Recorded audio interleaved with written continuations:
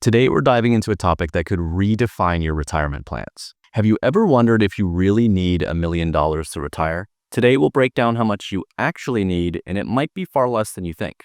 Aloha, everyone. I'm Daniel Masuda Lehrman, your fee-only financial planner based out of Honolulu, Hawaii, and serving clients virtually nationwide. Before we dive in, don't forget to like and subscribe for more content from a certified financial planner. Here's the thing. So many retirees will sacrifice years of their lives in order to build up enough wealth so they can afford to retire, only to feel regret upon realizing that they could have retired earlier with less. The truth is that time and health is true wealth. So if you ever stressed over whether you'll hit that magic $1 million retirement number, this video is for you. Today, I'm not only debunking the myth, but showing you a case study that proves it's possible to maintain your lifestyle without chasing an arbitrary number. By the end of this video, you'll not only understand why the $1 million goal might not apply to you, but also discover how to calculate the real amount you need for a secure and stress-free retirement. Here's a fun fact. 70% of Americans think they'll fall short of their retirement goals. And I would argue, for a lot of them at least, it's because they overestimate how much they will need. The Federal Reserve's most recent survey of household economics and decision-making shows 82% of retirees age 65 plus had savings of less than $1 million and also reported that they're doing okay, or even living comfortably. That's because it's not just about how much you save, it's about how much you spend. Of course, it also depends on where you decide to retire. Retirement in Michigan looks a lot different than retirement in Hawaii. So let's start with why the $1 million figure gets thrown around so often. I remember a time early in my career where earning six figures meant that I made it. Once my income was $100,000, I would be rich, prosperous, and satisfied in my career. Of course, once I achieved that six-figure salary, I realized very quickly that it was meaningless and an arbitrary number. Sure, it's a nice round number that feels significant, but it didn't change anything about my life, nor did it change my sense of security or satisfaction. It's the same thing for retirement. Retirement isn't about hitting arbitrary goals, it's about ensuring your income covers your expenses over your lifetime. Retirement is incredibly personal and unique to your life. Your magic number depends on factors like your lifestyle, your expenses, your health, and retirement income sources like Social Security or pensions. To illustrate this point, let's look at John and Jane, a couple in their late 50s who have saved $850,000 in retirement accounts and want to retire in the next 5 to 7 years. Their goal is simple: maintain their current lifestyle, which costs $5,000 a month, and ensure their money lasts for 30 years or more. They have $850,000 split between a traditional IRA with $600,000 and a Roth IRA with $250,000.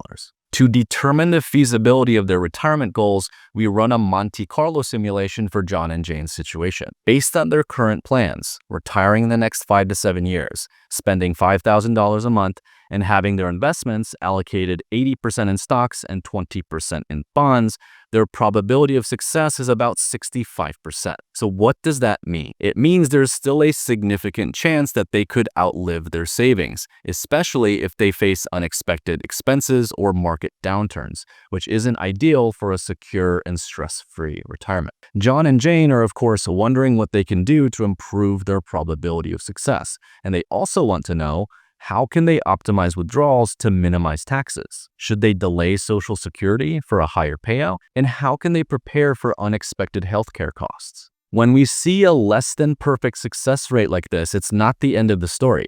There are actions that John and Jane can take to improve their odds of success. There are 4 key levers we can pull to get a better outcome. Number 1, they can spend less by either establishing a budget or implementing a dynamic spending strategy that adjusts their discretionary spending based on market performance. They can save more by contributing additional funds over the next few years to their Roth IRA or taxable accounts. They can work longer by either delaying retirement or even working part-time or switching to a less demanding career. Or they can adjust their investment strategy by tweaking their asset allocation to a more appropriate balance of risk and return while maintaining adequate liquidity. They can improve their success rate. Here's exactly what I would recommend for John and Jane. Number 1, adjust their spending and implement a tax-efficient withdrawal strategy. This first recommendation involves 3 key actions. Number 1, establish a dynamic spending plan with guardrails for flexibility. If the market dips, John and Jane can temporarily reduce their discretionary spending to protect their portfolio. We'll project their monthly expenses of $5,000 to increase by 3% annually due to inflation, and stress test to ensure that their portfolio can sustain these costs if they live to age 95 or beyond. The second key action is creating a plan for Roth conversions, which involves converting $100,000 from their traditional IRA to their Roth IRA over the next 5 years to minimize future taxes and take advantage of their current low tax bracket before required minimum distributions, or RMDs, kick in at age 73. And finally, implement a withdrawal sequencing strategy, which involves strategically picking which accounts to draw from first and last. It goes something like this. Number 1 is taxable accounts first. Number 2, tax-deferred accounts like the traditional IRA.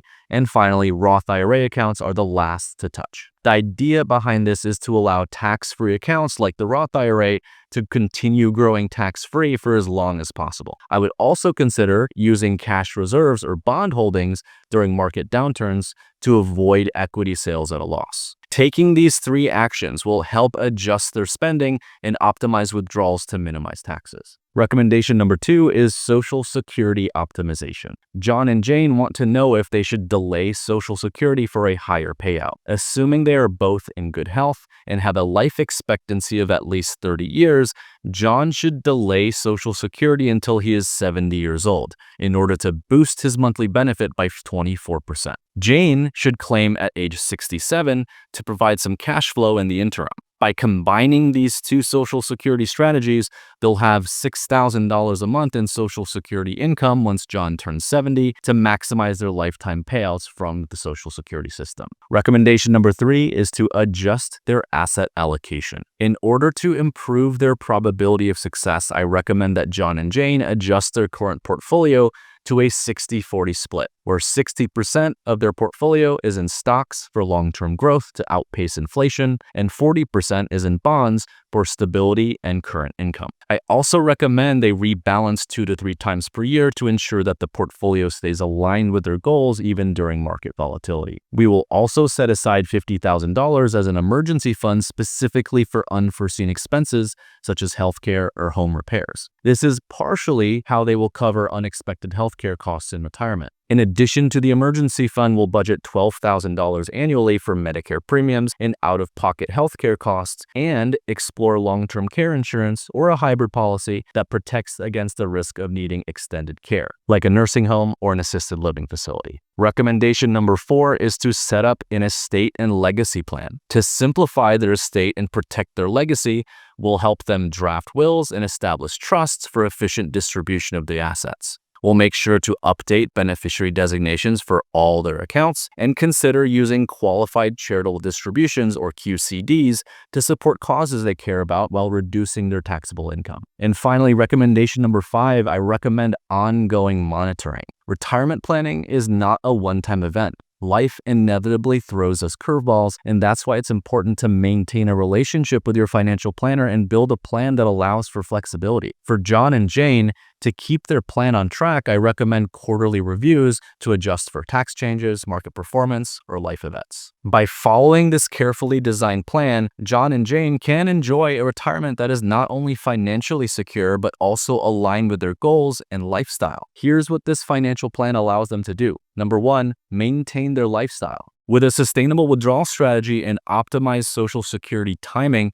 John and Jane can comfortably sustain their $5,000 a month lifestyle for 30 plus years. This includes all the activities that they love, like traveling, spending time with family, and enjoying their hobbies, without constantly worrying about running out of money. Number 2, this plan allows them to reduce taxes with smart strategies. By incorporating Roth conversions and sequencing their withdrawals, they'll pay less in taxes over the course of their retirement. This means more of their hard-earned savings stays with them, funding their goals rather than going to Uncle Sam. Number 3, this plan helps protect against healthcare costs and inflation. With dedicated budgeting for healthcare premiums and supplemental insurance, as well as long-term care planning, they'll have peace of mind knowing that they're prepared for medical expenses. Factoring in a 3% annual inflation rate also ensures that their plan evolves with the rising cost of living. Number 4, this plan allows them to navigate market volatility with confidence. By adopting a diversified portfolio of stocks, bonds, and cash reserves, along with a dynamic guardrail approach to spending, John and Jane will be equipped to handle the market's ups and downs. This allows them to adapt to changing economic conditions without sacrificing their financial security or peace of mind. Number 5, this plan allows for longevity and legacy. Stress testing their plan against living to age 95 and beyond ensures that their money lasts as long as they do. Additionally, with updated trusts, wills, and beneficiary designations, they'll leave behind a legacy that reflects their values, whether that's providing for loved ones, supporting charitable causes, or both. And finally, number 6, this plan allows them to enjoy flexibility and control. Retirement is unpredictable, but their annual plan reviews and the ability to adjust spending during challenging times gives them the flexibility they need to stay on track. This proactive approach means they can enjoy today while being prepared for tomorrow. To wrap things up, you don't always need $1 million or more to retire. You just need a personalized plan that considers your unique circumstances, your goals, and your resources. John and Jane are proof that retirement success isn't about chasing a magic number, it's about creating a strategy that works for you. If you're ready to create a retirement plan that fits your life, not some arbitrary number, visit my website to schedule a free consultation and start building a solid plan for your future. Don't forget to like and subscribe for more videos from a certified financial planner. Leave any comments if you have any questions or enjoyed the video. Thanks for watching. See you next time.